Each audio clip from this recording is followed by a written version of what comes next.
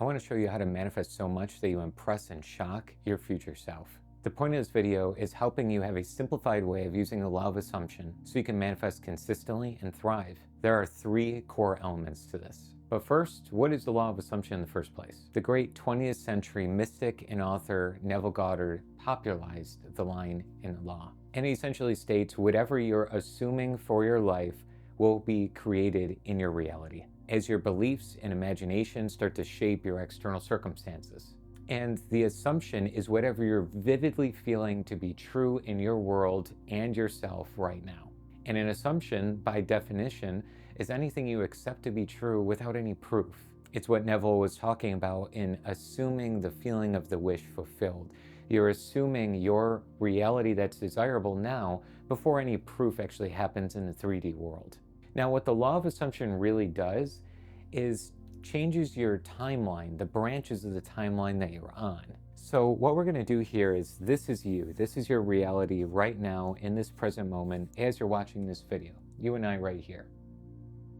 And these timelines are branching outwards. You might go somewhere tomorrow. Maybe you go to the grocery store. Maybe you go somewhere that you're needing to go, but let's say that's tomorrow, you're doing something, you're going somewhere. Tomorrow then becomes the following day after that. There's a new timeline. You went somewhere different, you did something different with your day, you woke up in a different day. And this continues over and over and over every day that you're alive. There's different timelines, different days, different events, different circumstances that show up by the day. The interesting part is that the law of assumption actually creates an inflection point at any of these timelines. The inflection point creates a possibility of a new timeline branching off of the one you were just on. Because the assumption, though false, if believed in, gets to change the reality that happens. In any of these timelines, there can be a new inflection point and a new timeline, a new inflection point, and maybe a long timeline over here of assuming the same thing. But maybe along the way you started to assume something different, and this goes on and on and on. Some of these assumptions we don't like. It creates results that are undesirable. Maybe here there was an inflection point where you could have went this way, but you chose not to. You made a right choice and you started to go down a better path than maybe a path that wasn't so good for you.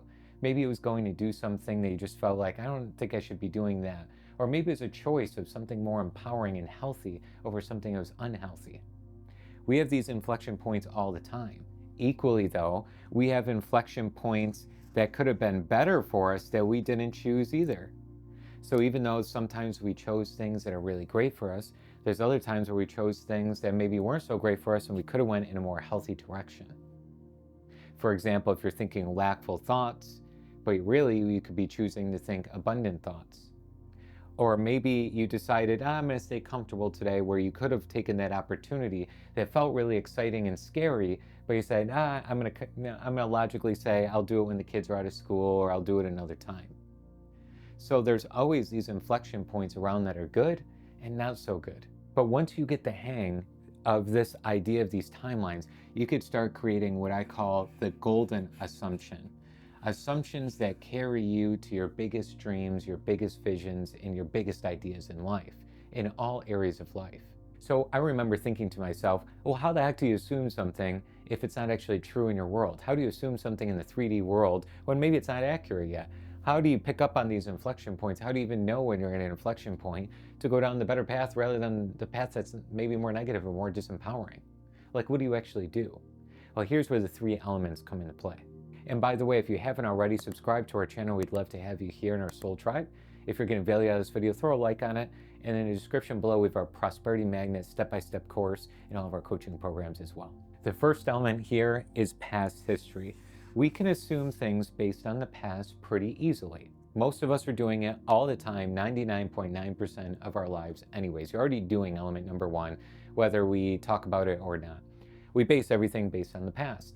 If I earned $100,000 last year, most likely my mind's going to be used to and familiar with earning $100,000 a year because that's my past history. If I earned $20,000 last year, I'm probably going to have a past history of $20,000. If I earned $1 million, etc. Now, also you have a past history of who you think you've always been. All the habits, all the things, maybe you wake up around the same time every day, Maybe you have a morning routine that's about the same.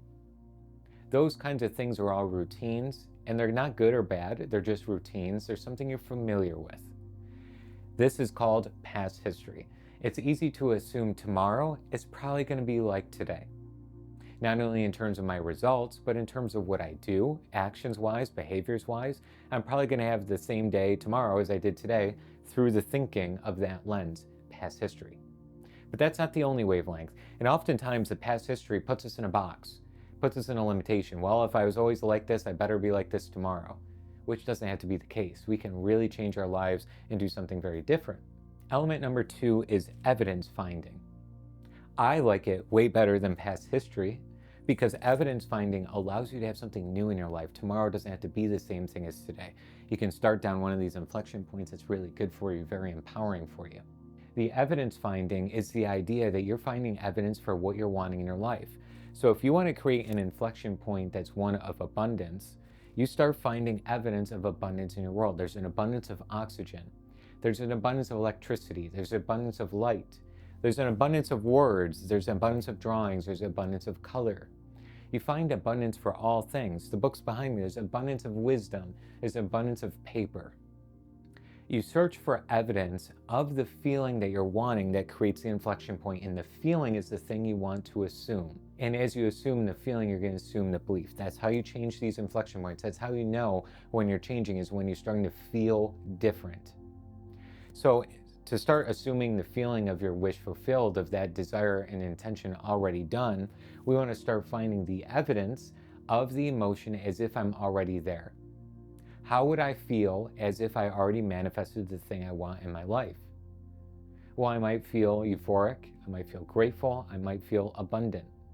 You can find the evidence of that right now. There's so many things to be grateful for. There's so many things you can look back on that you're euphoric for. You take a look at all the evidence of all the things you can find, and it starts building a positive assumption for you. Now, element number 3 is fantastic as well. It takes some effort. It takes a little bit more of your mental energies, but it's more potent than all 3 of them together. Visualization rehearsal. We all heard about visualization, gratitude, affirmations, all the techniques out there for law of attraction basic videos. But what we're talking about here is visualizing until you rehearse the same scene over and over and over. Now, whether you see something in the physical or when you see something in the imagination, whatever you think about over and over and over, it tends to become the assumption, or what we call a belief. So if you're visualizing yourself winning, you're visualizing yourself in abundance, you're visualizing yourself in those places, your mind will start to tend to assume that that thing is normal for you. Even if it's not normal in the 3D world yet, you start rehearsing it in the higher plane, the 4th dimension, and that starts to become your more ingrained assumption from here on out. So assumptions are starting to be built because you've been rehearsing it. There's a great book called Psycho-Cybernetics, you might have heard it before, by Maxwell Maltz, and he talks about athletes all the time rehearsing in their mind the exact points that they want, or the exact basketball going through the hoop in the exact same way for the 3-pointer, or golf, or baseball, or soccer, or any of those sports, football, and they rehearse in their mind over and over and over the exact accurate shot they want.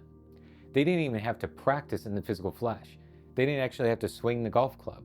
And they improved their score immensely by mentally rehearsing it beforehand. So what it was creating an assumption, though false, if believed in, starts to become fact. It starts to change the body, it starts to change the mind, and ultimately changes the behavior, like the golf swing or the shot or the thing that that person's wanting.